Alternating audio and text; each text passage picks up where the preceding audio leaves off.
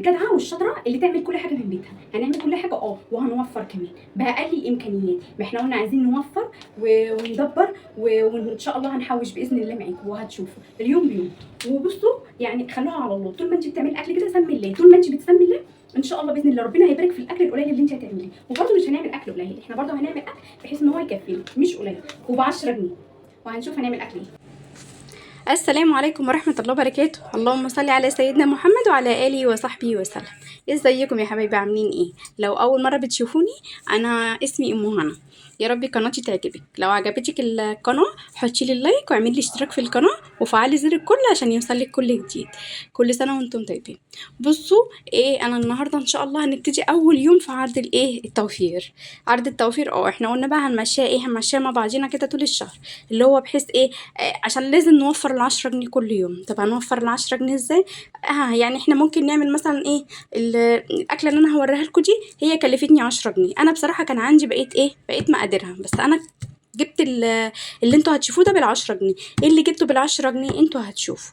بصوا انا جبت نص كيلو مكرونه. نص كيلو مكرونه ب10 جنيه، ب11 جنيه، لا ب10 جنيه. انا جبت ب10 جنيه، اللي قدامكم ده كان ب10 جنيه جبته. وبصوا بصراحه انا كان معايا 2 جنيه فكه، جبت ب2 جنيه ماجي. مش عايزه تجيبي ماجي ما تجيبيش، مش مشكله. لو عندك شوربه حطي برضو هتمشي.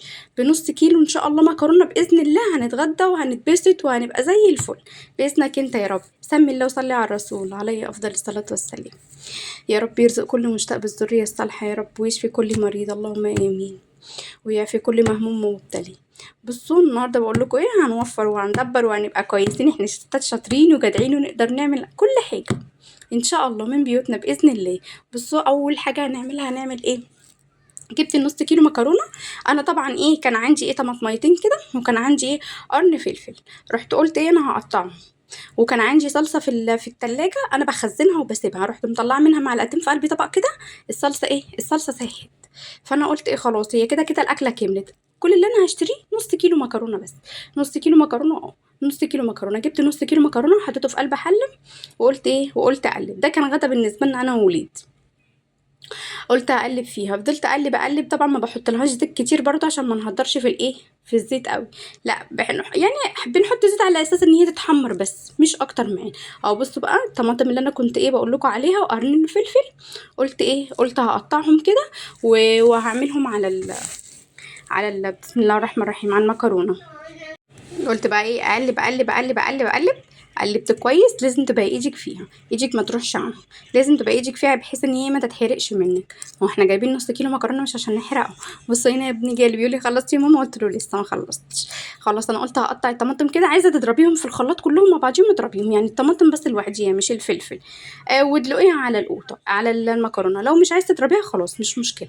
بصوا انا هنا المعلقه اللي في ايدي دي بقلب بيها، بس مش عارفه اول مره اقلب بيها الالمونيا يعني. مش عارفه بجست درجه الحراره بتاعه الحل.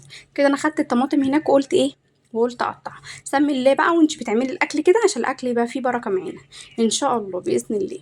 بصوا انا قلت اقلب المكرونه كويس بحيث ان انا مش عايزه تبقى تتحرق معايا. الطاسه بقى اللي جنبي دي كانت فيها زيت. قلت كان عندي بتنجان عروس. كنت جايباه من يعني من بواقي العيد وكده. كنت جايبه طلبات العيد وكنت جايبه نص كيلو بتنجان عروس. خدت منه كام بتنجانيه كده وقلت هحمرهم جنب المكرونه بحيث ان هم يفتحوا النفس وكده. بس عايز تعملي شويه سلطه جنبيهم اعملي، مش عايز تعملي شويه سلطه هي زي العسل كده. بصوا معلقتين الصلصه ساحوا في قلب الطبق. رحت رميتهم معلقتين بس مش اكتر، برضو مش هنهطر في الصلصه ونكتر. بس هنفضل بقى نقلب فيهم كويس. هنحط الطماطم اللي احنا قطعناها طماطميتين وقرن الفلفل. بصوا دي كانت حته فلفل الوان فايضه عندي، كانت قيمه ربع فلفليه كده.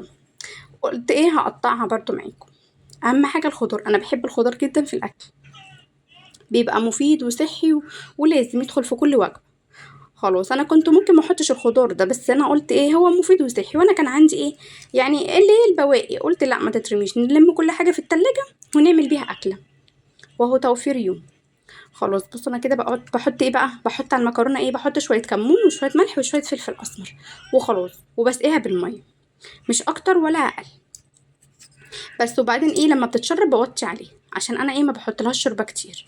انا كان عندي 2 شوربه ماجي رحت حطيتهم، ما كانش عندي شوربه بصراحه احطها.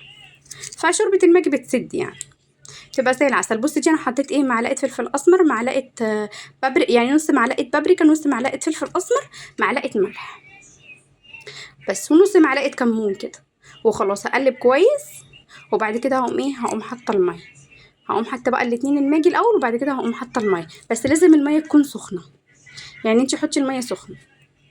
انا كانت عندي ميه سخنه، كنت حطاها في الكتل، وايه ورحت حاطه في الكوبايه، ورحت صبه فيها، ورحت صبه على المكرونه.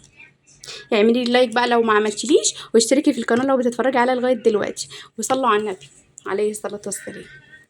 قلبي المكرونه كويس، وايه وعشان ما تتحرقش مني. بصوا انا هنا ايه، حطيت اول كوبايه، هجيب تاني كوبايه احطها وخلاص. ما تحطيش برضو ايه ميه كتير، بحيث ان هي ايه، عشان ما تتعجنش منك. احنا عايزينها مفلفله. ما حدش يقول لي يا مهنا الخضار اللي انت، طب انت مقطعه وطا وفلفل ليه؟ انا بحبها كده. خلاص انا هنا بقول لكم ايه، اعملوا اللايك. كانت طعمها زي العسل، اقسم بالله تستاهل بقكم. هتدوقوها، اعملوها بالطريقه دي، مش هتبطلوا تعملوها بيه. بصوا هنا هي كانت بتغلي، بس انا كنت موطيه عليها الايه، النور. دول بقى الايه، البتنجان اللي كان رومي، لا ده كان عروس. كان عندي في التلاجة، رحت مطلعوه. البتنجان بصراحة كان كبير قوي، عشان انا كنت ايه، ما كنتش لاقي في السوق الا هو ساعة ما كنت بجيب الطلبات قبل العيد. جبته، بس قطعت البتنجانية، شفت قطعتها ازاي، على كام ايه، على كذا مرة يعني. بتنجانية والله النص كيلو كان فيه بركة ما شاء الله. ربنا يزيد ويبارك. طول ما انتي بتسمي الله، ربنا هيديكي البركة في الحاجة اللي انتي بتعمليها. بس البتنجان هنا كان شكله يفتح النفس زي العسل. اه انا بقلب بقى كويس. قلت ايه، قلت عشان برضو ما يتحرقش مني، طول ما انت واقفه على البوتاجاز افضلي قلبي في الحاجه اللي انت بتعمليها، ما تسيبهاش وتمشي، عشان حرام الاكل غالي، كل حاجه غاليه، لازم نخلي بالنا من الحاجه اللي احنا واقفين عليها. اقلب البتنجان، وقلت ايه، وقلت هحط الطاسه التانية والفلفل معاه وبس. طبعا انتوا عايزين بقى تعملوا البتنجان بدقه، اعملوه. مش عايزين تعملوه بدقه خلاص. بصراحه هو كان ايه، انا قلت عشان ما يحرقش على صدرنا وكده يعني، فانا رحت حاطه عليه ايه، رحت حاطه عليه شويه ملح بس، اللي هي الدقه يعني، شويه ملح وكمون وكده، مش اكتر. بس انا هنا ايه، هطلع في اول طاسه. بص انا ما بسيبهوش برضو ان هو يتحروق قوي. بس خلاص خلصتها. معلش سامحوني بس عشان ايه، مش عارفه والله قايمه من النوم، حاسه ان صوتي مغير كده. ربنا يعافينا ويعافيكم يا رب. هحط في ايه، في تاني بقى ايه، في تاني طاسه وخلاص. بصوا انا كنت بصراحه عامله ايه قبل ما احطه في الزيت، عشان ما يشربش زيت كتير برضو، عشان الزيت غالي ولازم نحافظ عليه. كنت رش عليه شويه ملح وسايباه في مصفى.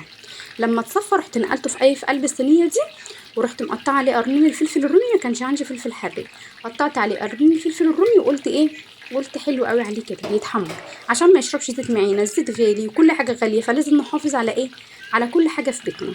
طول ما انت بتحافظي على الحاجه وما بتهدريش منها، ربنا هيديكي وهيكرمك ان شاء الله، وهيبارك في الحاجه اللي انت بتعمليها. صلوا على النبي عليه الصلاه والسلام. اللهم صل وسلم وبارك عليك يا حبيبي. بس انا هنا ايه، الطاسه كانت بتتحمر طبعا، سامعين بقى، سامعين صوت التحمير، بتحس ان هو بيفتح نفسك. بصوا المكرونه هنا كنت موطيه عليها، انا بوريها لكم بس انتوا مش شايفينها قوي، هتشوفوها ان شاء الله باذن الله لما اجي ايه احطها في الصينيه في الاخر. كان ريحه البتنجان هنا بقى ايه، عايز يتاكل وهو ني كده. بصوا بصراحه انا بحب اكل بتنجان ده جنب اي حاجه، بالذات بقى في ايه، في ايام الشتاء كده، لما الواحد يكون عامل عدس، لما الواحد يكون عامل بصاره، الاكلات الشعبيه اللي هي بتفتح النفس دي، عارفينها. اهم حاجه البتنجان جنبيها. الاكلات بتاعت زمان دي الواحد بيحس سبحان الله، بيحس براحه نفسيه كده لما بيعملها، بيحس بايام الخير وايام امهاتنا وامهاتكم. يا رب يديهم الصحه يا رب. بص ابني واقف بيبص ازاي. خلاص انا هنا ايه، انا هنا كنت بطلع اخر طاسه من المطبخ، بسم الله الرحمن الرحيم، من الزيت. وايه، وقلت خلاص بقى انا مش هحط عليه ايه، معلش بس سامحوني انا لسه صاحيه من النوم والله، مش مركزه خالص.